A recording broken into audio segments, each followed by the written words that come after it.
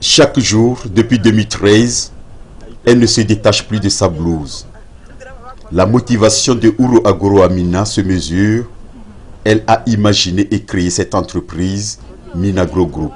Minagro, c'est scindé en deux. C'est mine, minerai et agroalimentaire. Donc tout ce qui vient de la terre. L'objectif de Minagro Group, c'est de valoriser tout ce qui vient de la terre.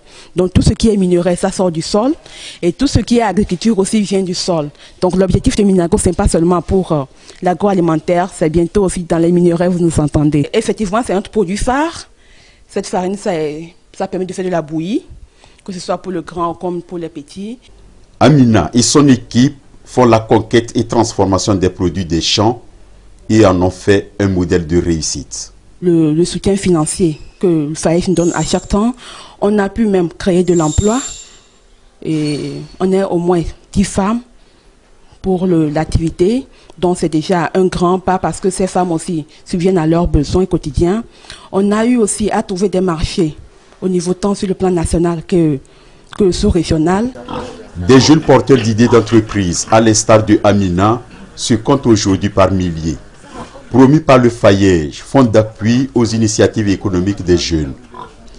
Dans un contexte mondial où le marché de l'emploi et l'insertion socio-professionnelle des jeunes sont devenus de plus en plus précaires, le gouvernement a su lancer cette opportunité en 2012 comme une issue pour la jeunesse togolaise de se réaliser dans ses rêves.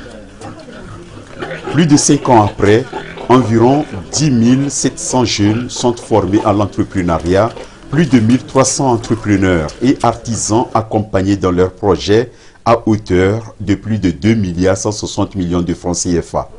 Sur l'étendue du territoire, des jeunes ont fait émerger des entreprises. Ils témoignent de leur réussite. Dans ce quartier à Lomé, Lucia Soba, partie de rien en 2013, a créé Togo Simé. Une entreprise qui fait la transformation et valorisation des produits made in Togo. En 2017, face à des jeunes issus de 103 pays francophones, elle est sortie lauréate du prix Jeune Entrepreneur Francophone, première édition que la francophonie avait lancée pour encourager l'entrepreneuriat des jeunes. Je suis très fière de gagner ce prix. Moi, depuis Paris, je l'ai baptisé la confirmation.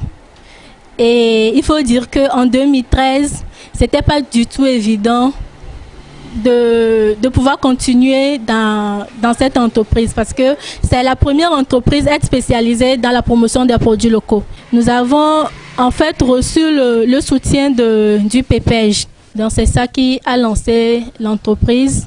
Il faut être engagé avant de venir dans l'entrepreneuriat parce que entreprendre, c'est pas facile en fait.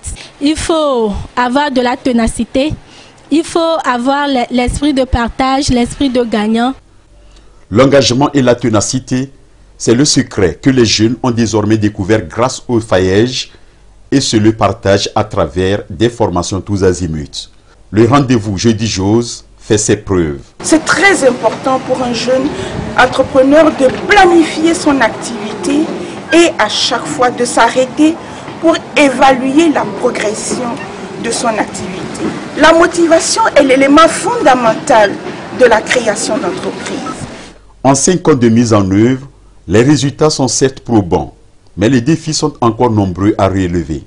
Tout compte fait, l'espoir est réel et soutenu pour la jeunesse avec l'annonce faite par le chef de l'État de la mesure du quota des 20% de marché public réservé aux jeunes et aux femmes. Je ne cesserai de dire merci au FAEJ et à tout le mécanisme du ministère de développement à la base.